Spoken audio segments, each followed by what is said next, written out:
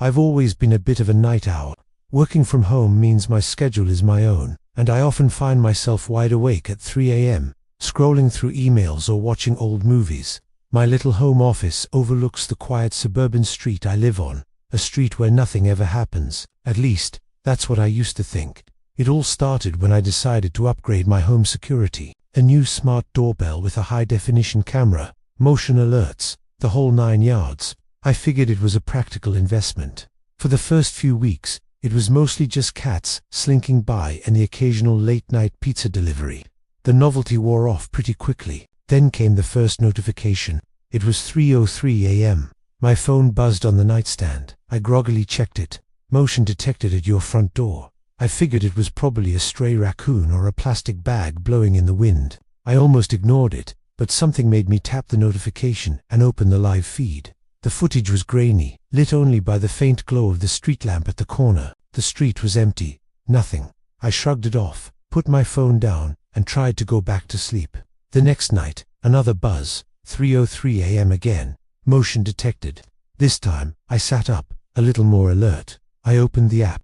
Again, the same empty view of my porch and the silent street beyond.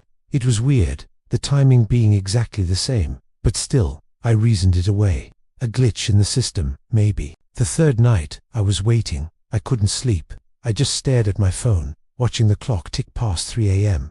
At exactly 3:03, the notification popped up. My heart hammered against my ribs. I opened the feed, my eyes scanning every pixel, and that's when I saw it. For a split second, a flicker. I rewound the clip, slowing it down frame by frame. There, at the very edge of the camera's view, partially obscured by the big oak tree on my lawn, was a figure. It was tall and unnaturally thin. It wasn't moving, just standing there. Before I could get a clear look, it was gone, as if it had dissolved into the shadows. My blood ran cold. This wasn't a glitch. I spent the rest of the night watching the live feed, but nothing else happened. The next morning, I felt exhausted and on edge.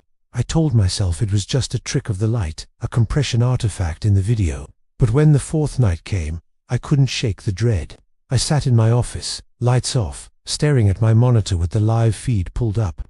The digital clock in the corner of my screen ticked towards 3 a.m., 3:01, 3:02. My breath hitched, and then, at 3:03, it appeared, not at the edge of the frame this time. It was standing directly in the middle of the street, right under the street lamp. I could see it clearly now. It was tall, impossibly so, with limbs that seemed too long for its body. It was wearing what looked like dark, tattered clothing.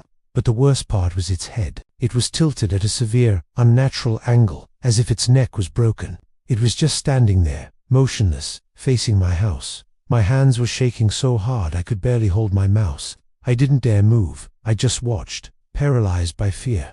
It stood there for what felt like an eternity, but the timestamp showed it was only about 30 seconds. Then, it slowly, jerkily, turned its head. Even through the digital feed, I felt its gaze lock onto my window, onto me. It knew I was watching. My instinct screamed at me to close the blinds, to run, to hide, but I was frozen. The figure then did something that defied all logic. It began to move towards my house, but it wasn't walking.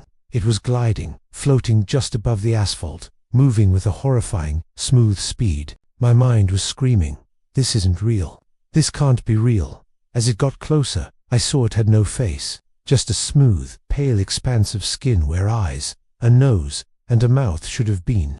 It reached my lawn and stopped right at the edge of the porch, just out of the doorbell camera's direct line of sight. But I knew it was there. I could feel it. The motion sensor wasn't going off anymore. The app was silent. It was as if the thing was invisible to the technology, now that it was close. I stayed glued to my chair until the sun came up, my eyes burning from staring at the screen. When the first rays of dawn hit the street, I finally dared to look out the window. Nothing. The street was empty, peaceful. It was as if nothing had happened. I tried to convince myself I had imagined it all, a waking nightmare brought on by stress and lack of sleep. I checked the recordings from the night before. The clip from 3:03 a.m. was there. It showed the empty street. The figure was gone. The entire event, the thing standing in the road, its faceless head turning, its horrifying glide towards my house, it was all gone, wiped from the recording. The only evidence was the initial 3:03 a.m. notification. Nothing after. That was a week ago. I haven't slept a full night since I unplugged the security camera. I don't want to know. I don't want to see it again. But every night, I find myself awake, watching the clock. And every night, at exactly 3:03 a.m., I hear a soft, faint scratching sound. It's coming from my front door. I've boarded up the window in my office, and I keep all the lights on. I don't know what it wants, or why it chose me. I just know that it's out there, waiting. And I feel like eventually, it's going to find a way in. The worst part is, I don't even know if it's real or if I'm losing my mind. Maybe they're the same thing. All I know is that 3 a.m. is no longer just a time for me. It's a countdown. Thank you for listening. Stay safe out there, and maybe keep a light on.